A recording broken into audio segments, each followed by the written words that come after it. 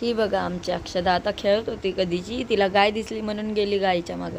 हिचं ना उलटच आहे सगळं, कुत्र्यावरती बसून घोडा घोडा खेळते आणि गायीला मारते. वाह, काय पोरगी आहे ही, कधी काय करेल ना काय सांगता येणार नाही.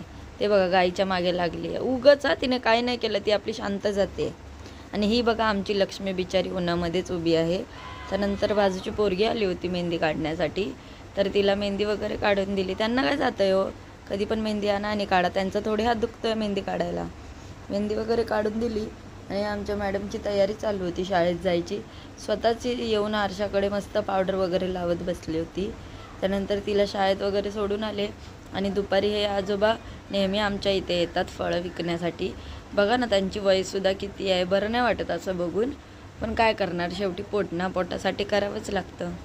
मग त्यांच्याकडनं अननस आणि कैरी वगैरे घेतली. आम्ही दररोज मी अननसच घेते, आवडतं मला म्हणून. आणि अक्षदासाठी आज कैरी घेतली होती, तिला कैरी खायची होती म्हणून.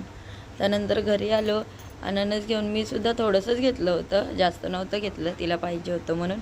आणि कैरी वगैरे पण घेतली, पण कृष्णालासुद्धा खायची होती. बघा कसा हात टाकत होता मध्ये मध्ये.